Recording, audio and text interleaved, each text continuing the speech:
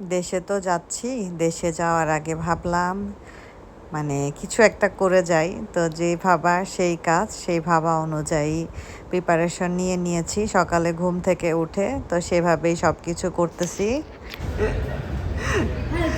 আমরা। তোষানো দেখবে, তোষান দেখতে দাও ওকে। এরকম কাজ করতাম, ভাবতাম যে গেলেই আম্মুকে দেখতে পাবো। তোষান আসসালামু আলাইকুম, আশা করছি সবাই ভালো আছেন। আমরাও আলহামদুলিল্লাহ ভালো আছি। আমি আজকে একটু স্পেশাল রান্না করব, ফ্রাইড রাইস করব আর চিলি চিকেন করব।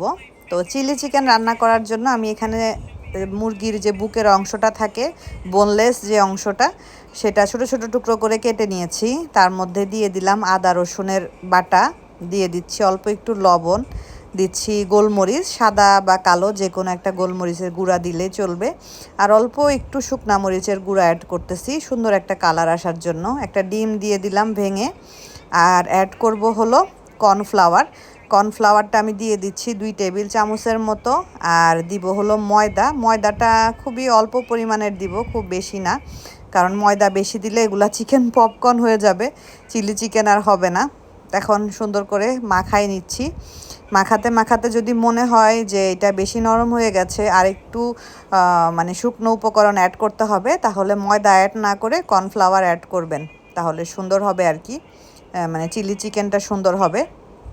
তো এটাকে মেরিনেট করে এখন আমি রেখে দেই ঘন্টাখানিকের জন্য। তারপরে চলুন আমি ফ্রাইড রাইসটা বানাই নেই। ফ্রাইড রাইসের জন্য আমি পোলাওয়ের চাল দিয়ে ভাত রান্না করে নিয়েছি রাইস কুকারে। আর এখন হলো ফ্রাইড রাইসে যা যা দিব সেগুলো রেডি করতেছি। ডিমের স্ক্র্যাম্বল করে নিব। এখানে আমি 4টা ডিম নিয়েছি, অল্প একটু লবণ আর অল্প একটু গোলমরিচ দিয়েছি।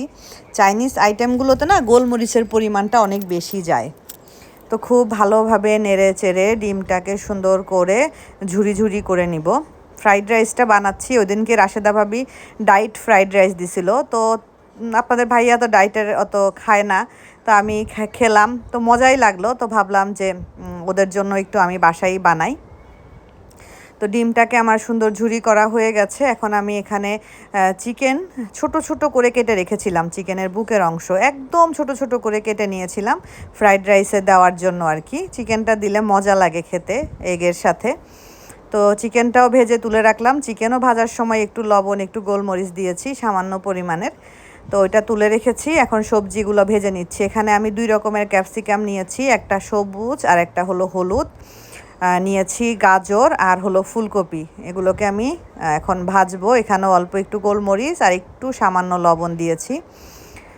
আর এটাকে একটু হিটটা হাই হিটে রেখে ভাজতে হবে। ভাজাটা যখন হয়ে আসবে তখন এর উপরে আমি দিয়ে দিচ্ছি পেঁয়াজ।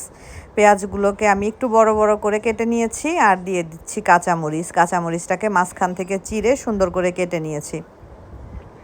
তো এগুলোকে আমি আরেকটু ভেজে নিব। পেঁয়াজটা আমি আগেই দিইনি কেন, তাহলে দেখা যেত যে পেঁয়াজটা একদম নরম হয়ে যেত, ভালো লাগতো না আর কি। তো এই পর্যায়ে যদি পেঁয়াজটা দেওয়া যায় তাহলে পেঁয়াজটা একটু শক্ত থাকবে, দেখতেও ভালো লাগবে। আর এখন এই ফাঁকে হলো অন্যান্য কাজগুলোও করে নিব। তো এই যে সবজি তো আমার ভাজা হয়ে গেছে, এখন আমি সেই ভেজে রাখা চিকেন আর ঝুরি করা ডিম এগুলা হলো দিয়ে দিলাম। এখন একসাথে এগুলোকে চুলার জালটা একটু হাই হিটে দিয়ে ভালোভাবে মিশিয়ে একটু ফ্রাই করে নিব।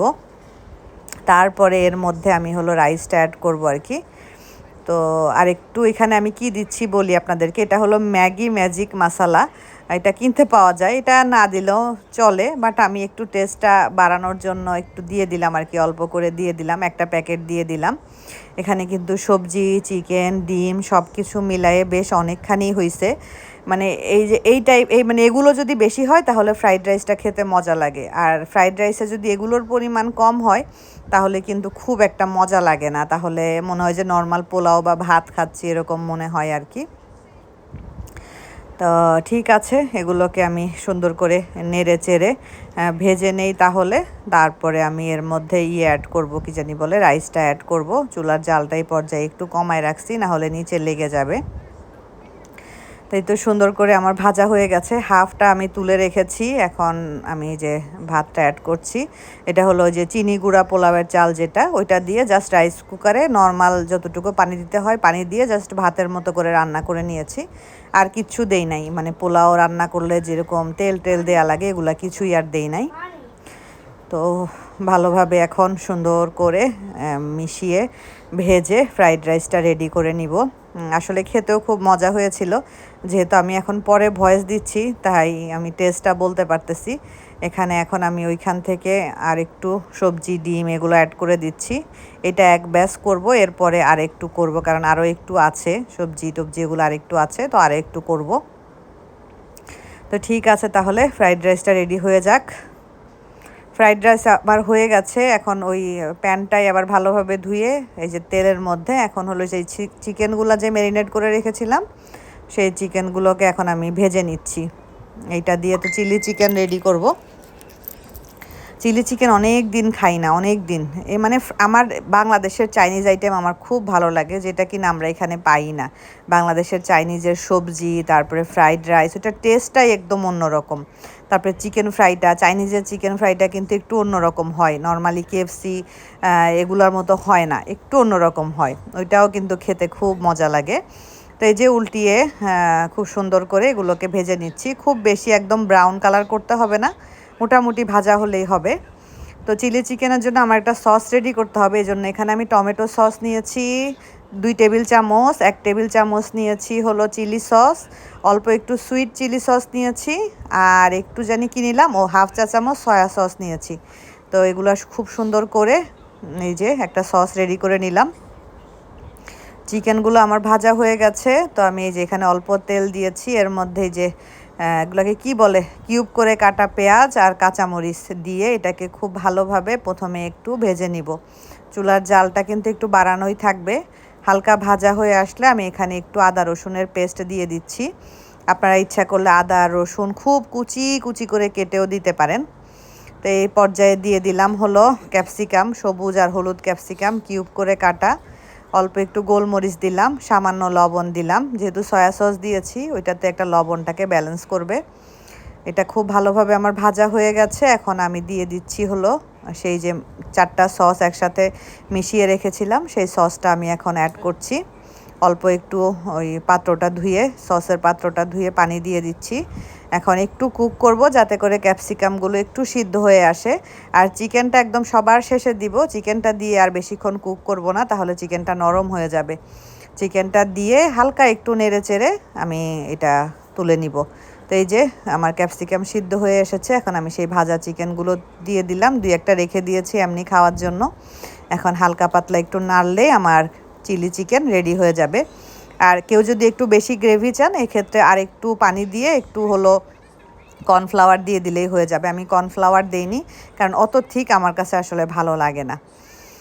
তো চিলি চিকেন রেডি, ফ্রাইড রাইসও রেডি। হ্যাঁ, এদিক থেকে তোষানরাও স্কুল থেকে চলে আসছে। আমি আবার একটু যে প্রিন্সের জন্য পাঠাচ্ছি, খাবেনে বাচ্চাটা স্কুল থেকে আসলে, আমরাও খাওয়া দাওয়া করব। তো ঠিক আছে, আমরা খাওয়া দাওয়া করি। স্পেশাল রান্নাবান্না আপনাদের সাথে রেসিপি শেয়ার করলাম। এই 2-3টা ভ্লগে টুকটাক রেসিপি আপনাদের সাথে শেয়ার করা হচ্ছে। তো যাই হোক, চেষ্টা করি আসলে যখন যেটা করি সেটাই সামান্য পরিমাণ হলো আপনাদের সাথে শেয়ার করার। দুপুরবেলা তো মজার মজার খাওয়া দাওয়া শেষ করে একদম একটা ভাত ঘুম দিয়েছিলাম। আরও সংসারের অনেক কাজ ছিল, যেহেতু আমি থাকবো না, অনেক কিছু গুছায় রেখে যেতে হচ্ছে। এখন হলো সন্ধ্যা 7:40 মতো বাজে। আর দেখেন কি সুন্দর লাগতেছে, মানে কি সুন্দর বাইরের আবহাওয়াটা। তো আমরা যাব, একটু টুকটাক কাজ আছে, আর কিছু ওয়ান টাইম ছোট বক্স কিনবো, যেগুলোতে করে তোষান, তাবিব এবং আপনাদের ভাইয়ার জন্য আমি রান্না করে বক্সে বক্সে করে রেখে যাব আর কি। কি সুন্দর লাগতেছে দেখো, সেই রকম লাগতেছে। হ্যাঁ, সেই রকম লাগতেছে। চলো, তোমার চুল আসছে অনেক, কেন চুলের কি অবস্থা দেখো, চুলে তো চুল আসছে অনেক।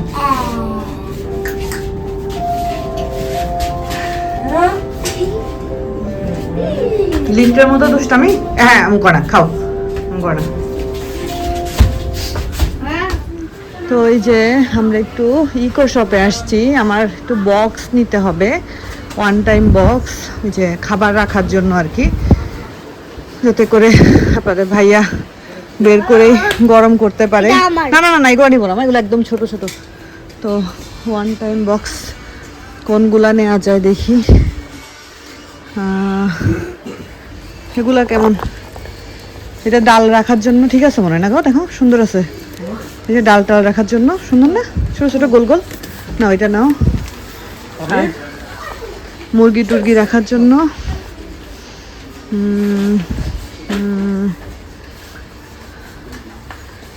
না না অত বড় না মা, ছোট বক্স লাগবে। দেখি ওয়ান টাইম এদিকে দেখি, এগুলো দেখি, এগুলো নেওয়া যায়। এটা চিকেন রাখলাম, এটা না, এটা কয়টা আছে এখানে? 100 ml এর 5 পিসেস আছে। এটা নেব। এটা আরেকটা নিয়ে নাও, তাইলে হবে, হয়েছে। কি হয়েছে তাবলু? তো আমার জানে আর দরকার ছিল, আমি নিয়ে নিছি। হ্যাঁ, এগুলো কয়টা করে? 3টা করে। হ্যাঁ, দরকার নেই আমার, নিয়ে নিছি। কি বলে? ব্যান্ড নিব আমি, আমার মাথার ব্যান্ডটা ভেঙে গেছে, দাঁত ভেঙে গেছে আর কি, যে দাঁতগুলো ভেঙে গেছে। তো আমার একটু মানে চিকন টাইপের, একদম সরু টাইপের ব্যান্ড দরকার, ছোট, খুব বেশি বড় না, কারণ আমার চুল তো আমি কেটে ফেলছি, এত বেশি বড় না আমার চুল। জি মা? হ্যাঁ হ্যাঁ, বুঝি না। প্রিটি প্লিজ কি আবার গো? এই জন্য প্রিটি প্লিজ। আর কালার নাই এটার? এটার আর কালার নাই?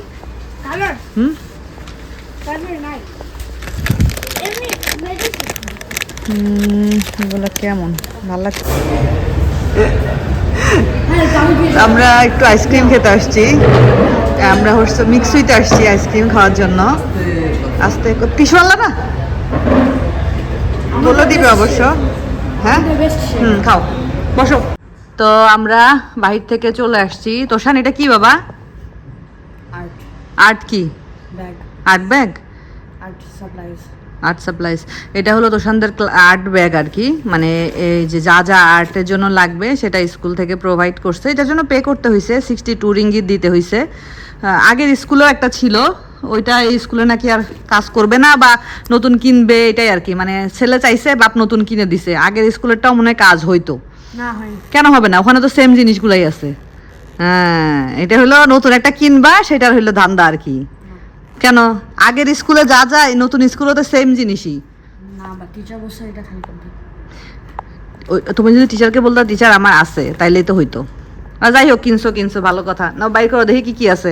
ব্যাগটা খুব সুন্দর, সুন্দর করে রাখবা, গুছায় রাখবা, নষ্ট করবা না। তাবিব যেন না দেখে, তাবিব কিন্তু নষ্ট করে রাখবে। এটা কি আর্ট বুক, স্কেচ বুক? আচ্ছা, আর কি আছে সাথে দেখো তো? 20টা শিট আছে। কে ফোন দিচ্ছে, কে মেসেজ দিচ্ছে আমাকে? এটা কি? কালারিং। এই কালার পেন্সিলতে কতগুলি আছে বাসায়, দেখি দেখি, দাও আমাকে দাও। অনেকগুলি আছে এই কালার পেন্সিল বাসায়। এটা কি? Monster party. আচ্ছা, এরপর আর কি আছে তাদের দেখাও, দেখি আর কি আছে। আচ্ছা, এটা হলো তুলি, এই যে ওয়াটার কালারের জন্য হলো ইয়ে। হাই রে, এই জিনিস আবার, এই জিনিস তাবিব পুরা, এই যে ওয়াটার কালার বলেন এটাকে নাকি পোস্টার কালার? পোস্টার কালার, এই যে ওয়াটার, মানে ওয়াটার দিয়ে তো ইয়ে করতে হয়। তোমার না এগুলো? ভাইয়ার স্কুলের। ইস, দৌড় দিয়ে আসছে এগুলো। আমার কাজ করো না তাবিব, মনে আছে?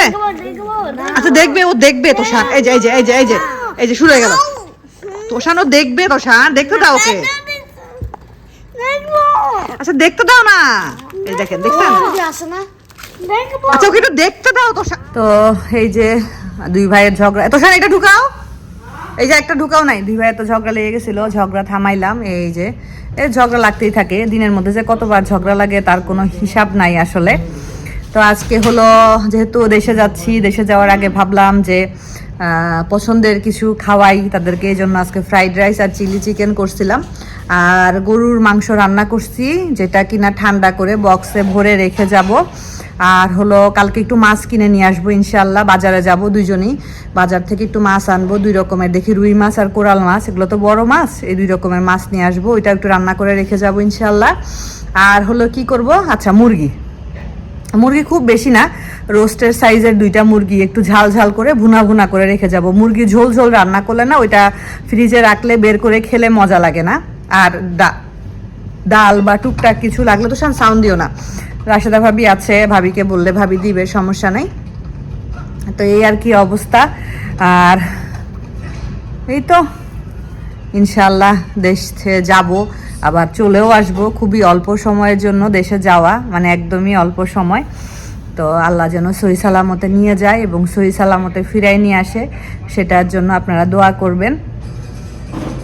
আসলে এক্সাইটমেন্টটা খুব একটা কাজ করে না এখন দেশে যাওয়ার। আগে যেরকম কাজ করতাম, ভাবতাম যে গেলেই আম্মুকে দেখতে পাবো, তো সাউন্ড দিও না মা, সেই এক্সাইটমেন্টটা তো নাই। এখন তো কাজ আছে, কাজের জন্য তো যেতেই হবে, দুজনের একজনকে তো যেতে হবে। আপনাদের ভাইয়া তো অফিস, সে তো পারবে না, যদিও সে হোম অফিস নিয়েছে, বাসা থেকেই অফিস করবে। বাচ্চারা যেহেতু আছে, তোষানেরও বুধবারে ক্লাস হয়ে 25 তারিখ থেকে তোষানের বন্ধ শুরু হয়ে যাবে। ওর জানুয়ারির 12 তারিখ পর্যন্ত বন্ধ, 13 তারিখ থেকে ক্লাস শুরু হবে, জানুয়ারির 19 তারিখ থেকে ওর সেমিস্টার ফাইনাল। তো এই তো আজকের মতো বিদায় নেই। সবাই ভালো থাকবেন, সুস্থ থাকবেন। আল্লাহ হাফেজ।